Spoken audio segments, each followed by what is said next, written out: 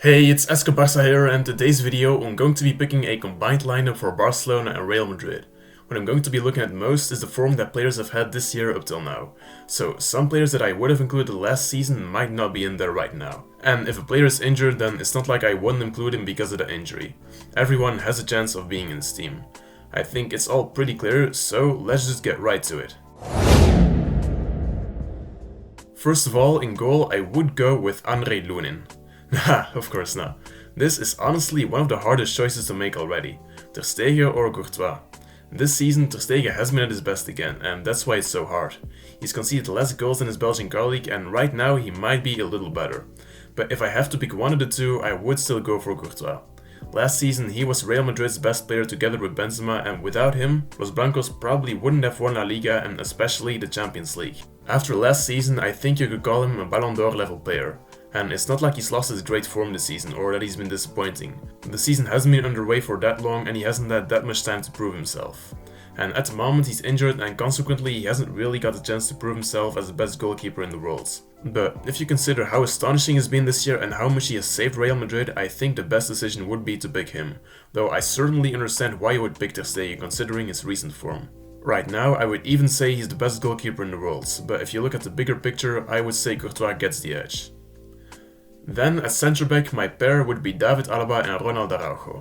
Alaba first and foremost has been great thus far. He's been solid and reliable defensively, but has had his attacking impact for Los Blancos as well. He's got 3 assists and 1 goal in La Liga, so with him you've got a centre-back who will do his duties defensively but also make the difference in attack. So you can basically use him both in defense and attack, and that's why he's definitely earned a spot in this lineup.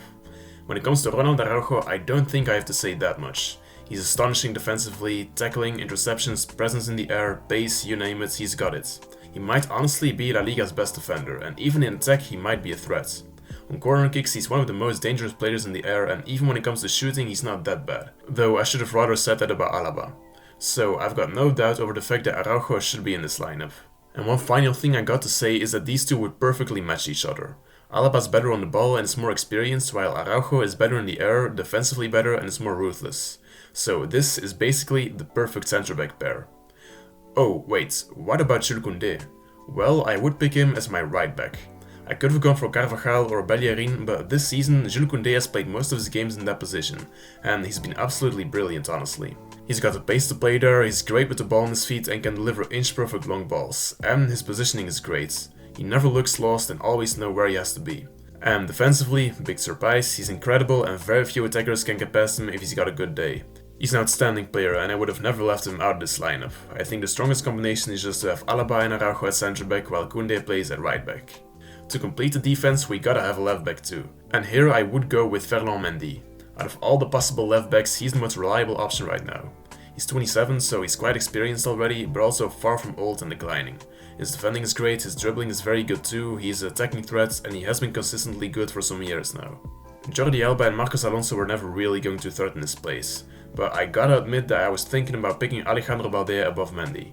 Barca's youngster has been great this season, and from an attacking point of view he might be better than Mendy, surely when it comes to raw pace. Defensively though, Mendy's more reliable, and it's not like you lack pace with a backline of Koundé, Araujo, Alaba and Mendy, so eventually you see why Mendy gets the edge. Okay, it's time for the defensive midfield position, and here I would go with Aurélien Tchouaméni. He's been great since joining Real Madrid and has quickly become one of their most important players. The thing with him is just that he's as complete as a midfielder can be.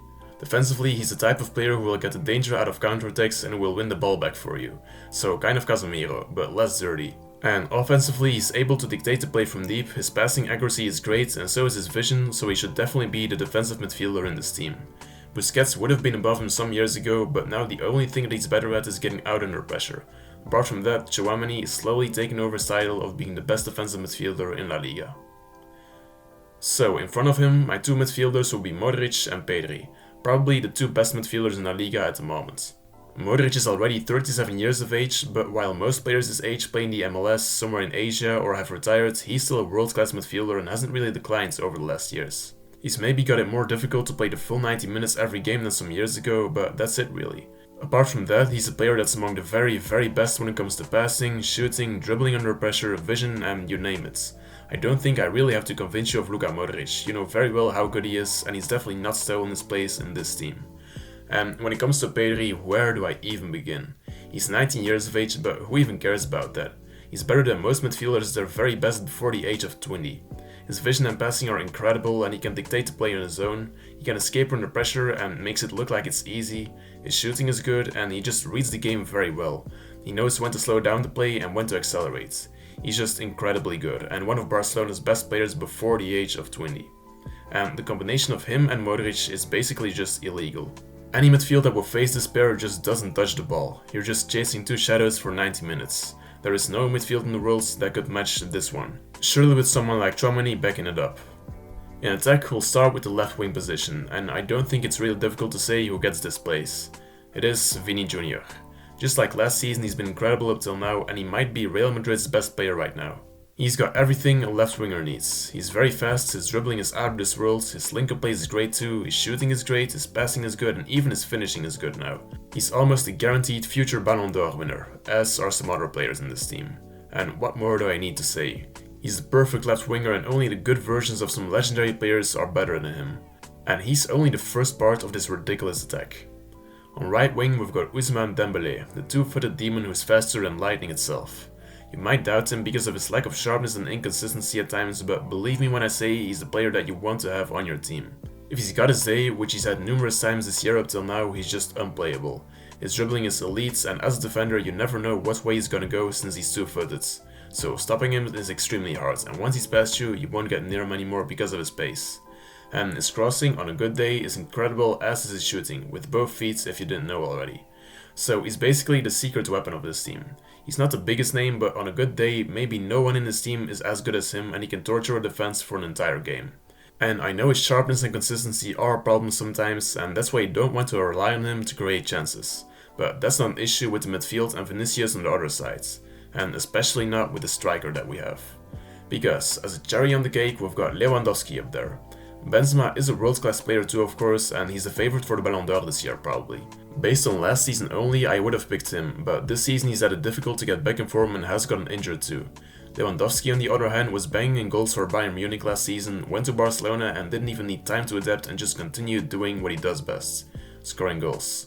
I don't want to disrespect Benzema, but there's only one player who will compete for the Pichichi trophy in La Liga this season, and that one is Lewandowski. He's probably the best pure goal scorer of his generation, apart from Messi and Ronaldo at their very, very best. But apart from goal scoring, he's astonishing at link-up play too, his passing and vision are great, and his shooting is lethal. So he's just basically the perfect striker, and together with two creative and pacey wingers like Vinicius and Dembélé, this is a very scary looking attack.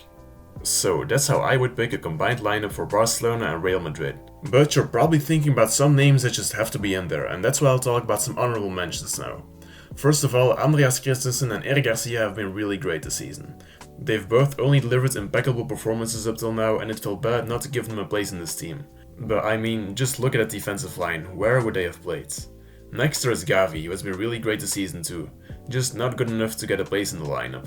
But there's one player that really deserved a place in this team honestly, and you probably feel quite angry that he's not in this team if you're a Real Madrid fan. Fede Valverde. Both as midfielder and a right winger he's been incredible this season. He's got 4 goals and 1 assist up till now, but it's not only about the stats, it's also how he scored them.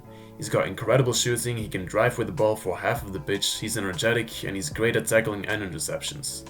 The problem is just that he's not a better midfielder than Modric or Pedri or a better winger than Dembélé.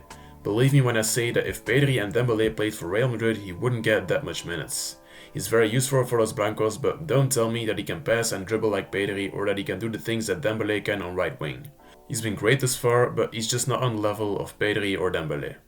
And in attack, Rafinha and Rodrigo would have both deserved a place too. But I mean, look at the front line, you get why they aren't in there. So that's how the team would look. I think this might be the best team in the world. In all the top 5 leagues in Europe, I don't think there's any team that could beat this one. And if I had to pick a coach, I think both Ancelotti and Xavi would do well. But I would pick Xavi just because I think his way of playing will be more suited to the very technically gifted and attacking team that this is. So a very scary looking team indeed, and it's a shame that we will never actually get to see it. That was it for today's video. Make sure to leave a like and subscribe if you enjoyed it, and feel free to share your own opinion in the comments down below. Força Barça and have a good day.